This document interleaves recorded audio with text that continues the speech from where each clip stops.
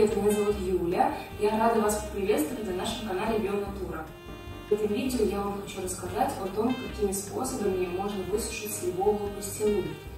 В этом году я попробовала делать пастилу из груш, и сейчас вот сушу сливы. У нас очень много слив, и поэтому всяческими способами заготавливаю. Для чего я снимаю это видео? В первую очередь, наверное, для того, чтобы показать всем лентяйкам, таким как я, что на самом деле в приготовлении пастилы нет абсолютно ничего сложного. Пастила готовится очень легко, просто невероятно легко, ее может сделать даже ребенок.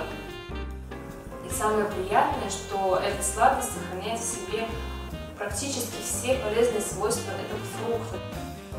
Поэтому я считаю, что пастила это просто шедевр. Вот.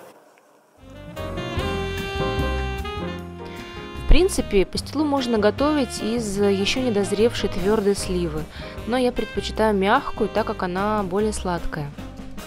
Сливу моем и очищаем от косточек.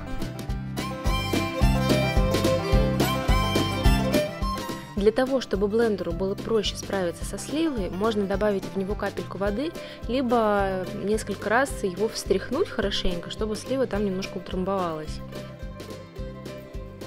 Если у вас достаточно жарко и много солнечных дней, то можно попробовать сушить пастилу на солнце. У меня это заняло где-то примерно 2 суток. Вот такая пастила получилась. В принципе, я довольна результатом.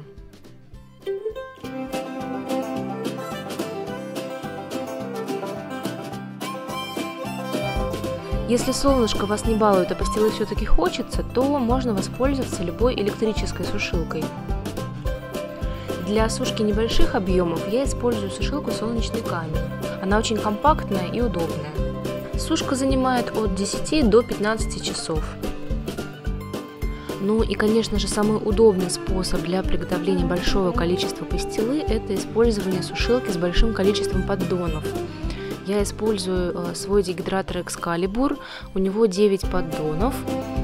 Сушу я при температуре до 40 градусов. При такой щадящей сушке пастила сохраняет в себе большую часть витаминов и энзимов. Сушка в дегидраторе при 40 градусах у меня занимает приблизительно около суток, но чуть меньше, так как с опытом я поняла, что более толстый слой сливового пюре дает более вкусную пастилу. И теперь на 1 лист дегидратора я наливаю приблизительно 1 литр сливового пюре. Храню пастилу я либо в контейнерах, либо вот сейчас у меня контейнеры пока закончились, и я упаковываю ее в пергаментную бумагу и в пакетики убираю. И можно сделать такие приятные подарочки своим друзьям. Это нарезать пастилу на конфетки, обвалять в кокосовой стружке и упаковать красиво в ту же самую пергаментную бумагу. Получается очень милый, приятный подарочек.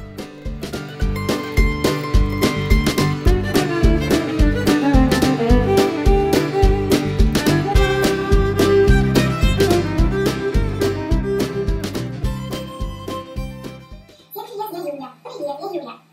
Всем привет, меня зовут Юля. Джули, Джулия.